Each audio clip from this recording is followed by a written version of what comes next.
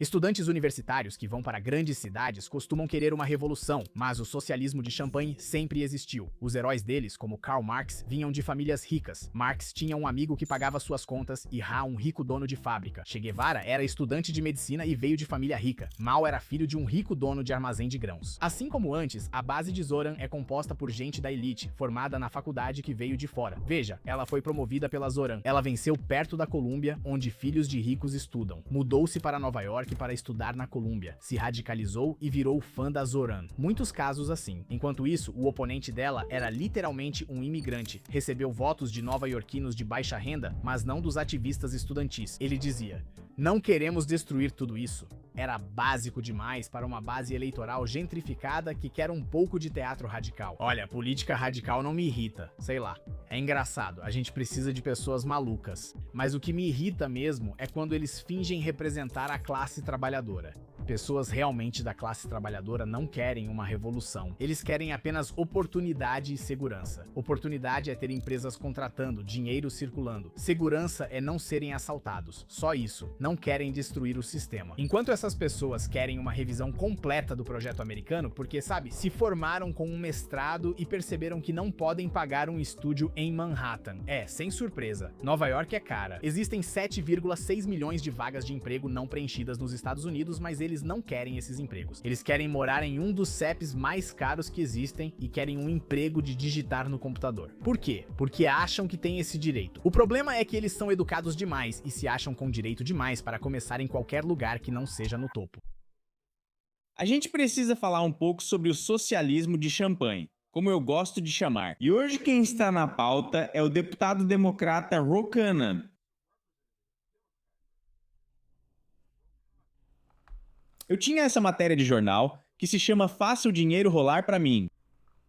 Como progressista e defensor da classe trabalhadora, Ro Khanna vive como os oligarcas que ele afirma combater. Sim, O que você sabe? Regras para vocês. Sem regras para mim. Mais uma vez, os democratas se posicionando contra algo, mas na realidade, eles são exatamente isso. dá uma olhada. Beleza. A casa dele tem elevador. Se sua casa tem elevador, ela é enorme. Essa pessoa afirma querer enfrentar milionários e bilionários. Pague sua parte justa. Ele, por sua vez, tem um elevador em casa. Ele dirige ou tem um Range Rover de $200 mil em campos de golfe da família. Agora, em outros casos, eu não teria nenhum problema com isso. Certo? É a América. Se você conquistou, pode ter. Você conquista a casa com elevador, o Range Rover de $200 mil, embora eu não recomende comprar um desses, e pode ter um campo de golfe. Você conseguiu isso. Mas quando vem desses progressistas de extrema esquerda, desses comunistas como Ro Khanna, soa um pouco diferente. Parece diferente porque eles sempre falam em taxar os ricos. Enquanto isso, eles mesmos são os ricos. Olha só, vamos ler um pouco. O deputado O'Connor surgiu como um possível candidato à indicação presidencial democrata enquanto denuncia os ultra-ricos que acumulam riqueza e se envolvem em especulação financeira. Mas o congressista progressista do Vale do Silício e sua família vivem uma vida de luxo impressionante, alimentada por uma riqueza dinástica. Eles não conquistaram essa riqueza, que é protegida pelo mesmo emaranhado de trusts, corporações anônimas e fundações que O'Connor condena. Vocês se lembram quando o tio Trump subiu no palco contra Hillary Clinton e Hillary Clinton tentou criticá-lo por não pagar impostos? E ele teve uma das respostas mais brilhantes que eu nunca vou esquecer, certo? E ele disse: "Não, eu não pago." E os seus doadores também não. E você nunca vai mudar o código tributário, porque os seus doadores, as pessoas que doam para você, as pessoas que usam a mesma estratégia fiscal que eu uso, usam esses códigos tributários. Então você nunca vai mudar isso, porque eles doam para você. Então, se quiser me criticar, critique também os seus doadores. Ele não falou a última parte, mas entendemos o recado. Nós entendemos o recado, né? Se quiser me criticar, culpe-se, pois foi você quem criou esses códigos tributários. Eu só estou usando algo que você criou, Hillary Clinton.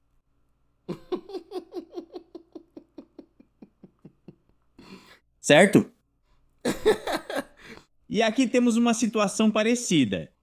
Alguém falando sobre os ricos não pagam a parte justa deles. Enquanto isso, ele está escondendo sua riqueza com trusts, corporações anônimas e fundações para ocultar sua verdadeira fortuna. Assim, ele também não precisa pagar a parte justa dele. O bondoso Rokana vive em uma casa de luxo de 6 milhões de dólares com 800 metros quadrados e elevador de 4 andares. E tanto mármore de primeira qualidade que até mesmo 2 lavanderias têm bancadas de mármore.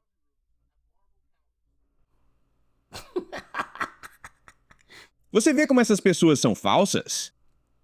Fraudes absolutas. A casa no noroeste de corrente contínua agora está à venda enquanto a família Connor se prepara para se mudar para uma casa ainda maior e mais espaçosa, a poucos quilômetros dali, nos subúrbios do norte da Virgínia. Os 2 filhos menores de Connor têm grandes cotas em clubes de golfe privados e participação relevante em uma empresa de gestão de fortunas de 65 bilhões de dólares. Investimentos em fundos de hedge que focam em dívidas inadimplentes do tipo que Connor tem criticado.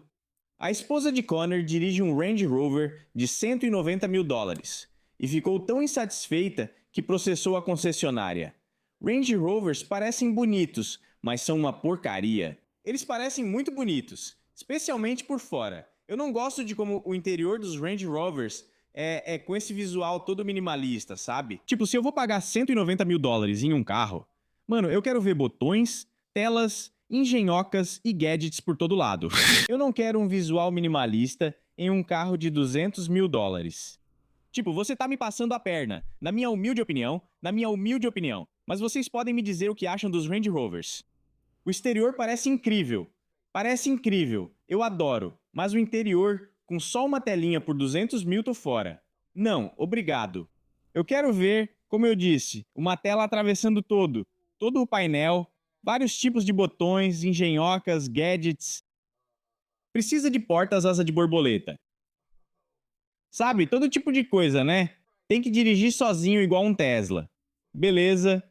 Acho que Range Rover não faz isso.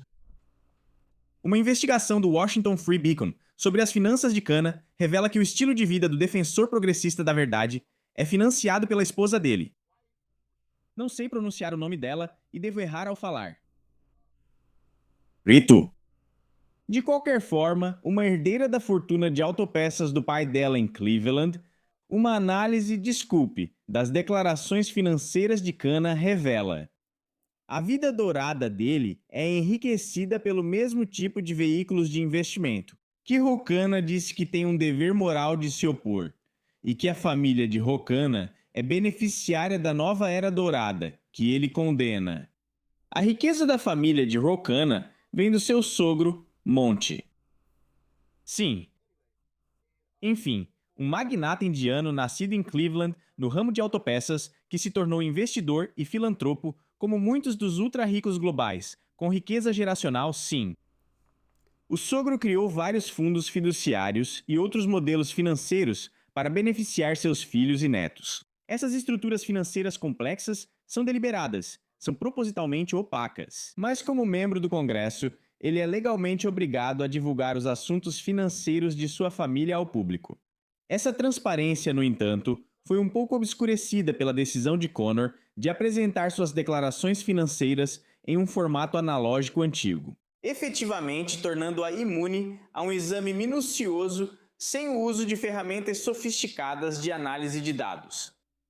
Então tentando esconder sua riqueza. Mas lembre-se, alguns desses mesmos tipos de democratas estavam tentando fazer com que Trump divulgasse suas declarações de imposto de renda. Mas quando chega a hora de O'Connor ser transparente, ele quer tentar esconder. Interessante como isso funciona, não é? Muito interessante. Nas divulgações financeiras de Connor, que tem 333 páginas de tabelas que não podem ser pesquisadas por texto, são listados mais de 3 mil ativos individuais pertencentes a ele, à esposa e aos filhos, com cada ativo. Com licença. Com cada ativo tendo uma das 13 caixas disponíveis marcadas correspondendo a uma faixa de avaliação do ativo. Juntos, esses ativos valem de 103 milhões a mais de 340 milhões dólares. De acordo com uma análise do Free Beacon, é possível que o patrimônio líquido da família nuclear de Roshon Rokana possa ultrapassar muito 340 milhões de dólares. Ele declarou um total de 10 ativos pertencentes à sua esposa e 2 filhos, incluindo as participações que eles têm em 3 clubes de golfe, simplesmente como valendo mais de 1 milhão sem teto divulgado. Na realidade, o patrimônio líquido da família dele pode chegar a mais de 340 milhões de dólares, mas ele só declarou cerca de 1 milhão. Viu só? Os democratas impõem regras para os outros, mas não para si. Engraçado como funciona, né? Realmente muito louco. E claro, isso continua e continua, né? Mas vocês entenderam o recado? Se quiser ler tudo na íntegra, o Free Beacon, beleza, me passa o dinheiro, beleza, tá aí. Dá uma pausa se precisar.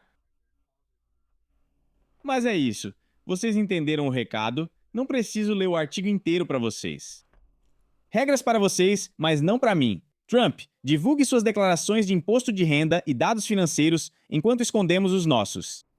Taxem os ricos. Taxem os ricos. Taxem os ricos. Paguem sua parte justa. Paguem sua parte justa. Ninguém deveria valer essas quantias absurdas de dinheiro, mas eu vou ser sim. Interessante, interessante. Mas quero dizer, típico dos democratas, né? Isso é o que os democratas fazem. Eles sempre fazem isso. Você está surpreso? Me avisem. Fiquem seguros aí fora. Paz e amor. Estou indo nessa.